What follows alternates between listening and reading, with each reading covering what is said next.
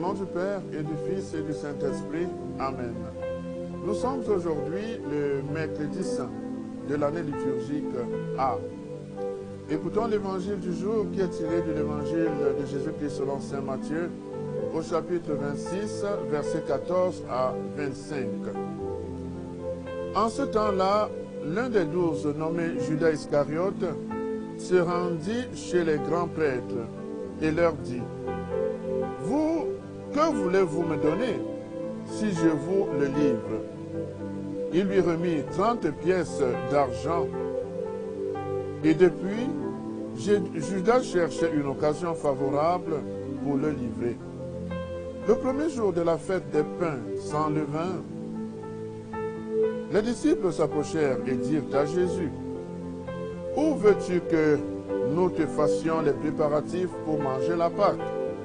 Il leur dit: « Allez à la ville chez un tel et dites-lui: le maître te fait dire: mon temps est proche. C'est chez toi que je veux célébrer la Pâque avec mes disciples. » Les disciples firent ce que Jésus leur avait prescrit et ils préparèrent la Pâque. Le soir venu, Jésus se trouvait à table avec les 12. Pendant le repas, il déclara: « Amen, je vous le dis, l'un de vous va me livrer. » Profondément attristé, ils se mirent à lui demander, chacun à son tour: « Serait-ce moi, Seigneur ?» Prenant la parole, il dit: « Celui qui s'est servi au plat en même temps que moi, celui-là va me livrer. Le Fils de l'homme s'en va, comme il est écrit à son sujet. Mais malheureux celui par qui le Fils de l'homme est livré.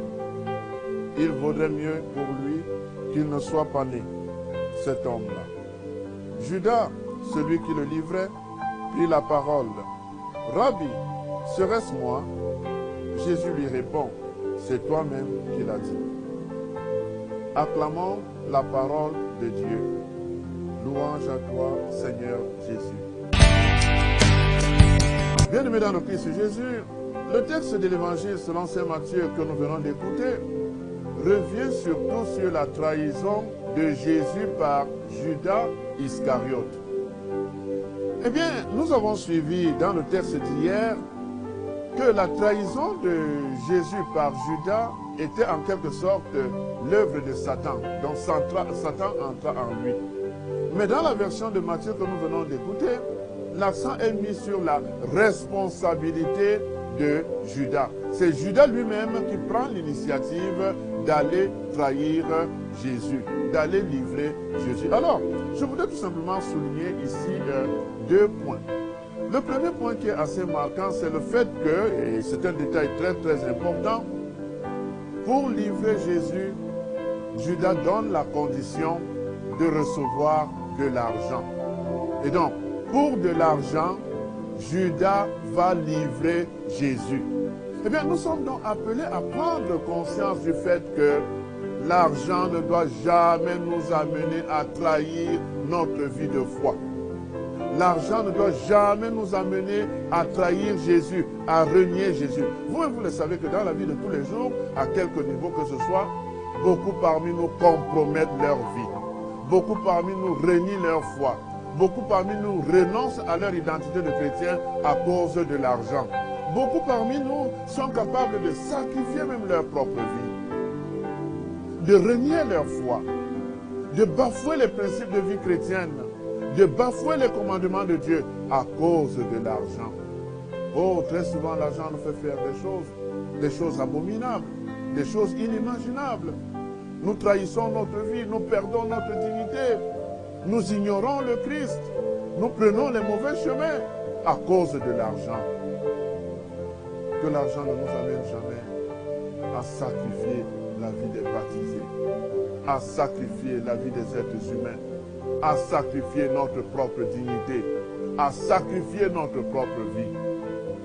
Combien de fois les jeunes aujourd'hui vont dans des chemins qui ne sont pas corrects parce qu'ils veulent avoir de l'argent. Voyez, l'argent tend de plus en plus à devenir aujourd'hui un Dieu qui nous amène, qui nous pousse à faire de l'inimaginable.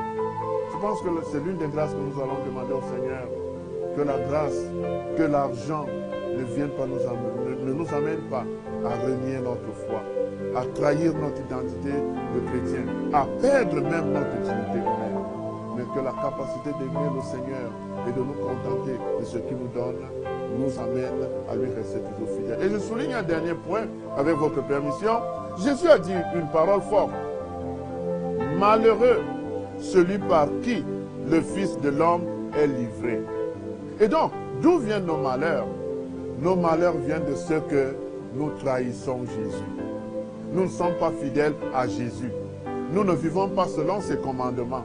Nous ne mettons pas en pratique sa parole. Voilà toute la source de nos malheurs. Et si nous inversons dans l'affirmation, ça veut dire que pour être heureux, restons fidèles à Jésus. Aimons Jésus. Mettons en pratique sa parole. Vivons selon ses commandements et nous serons heureux tout au long de notre vie. C'est cette grâce-là que nous allons demander au Seigneur aujourd'hui. La grâce de travailler à notre bonheur et non à notre malheur. Travailler à notre bonheur en restant fidèle à Jésus et ne pas travailler à notre malheur en reniant notre foi. Puisque tu as voulu, Seigneur, que ton Fils fût crucifié pour nous, afin de nous arracher au pouvoir de Satan, fais que nous puissions recevoir la grâce de la résurrection par Jésus le Christ notre Seigneur. Amen. Le Seigneur soit avec vous et avec votre esprit. Que Dieu Tout-Puissant vous bénisse, le Père, le Fils et le Saint-Esprit. Amen. Bénissons le Seigneur. Nous rendons grâce à Dieu.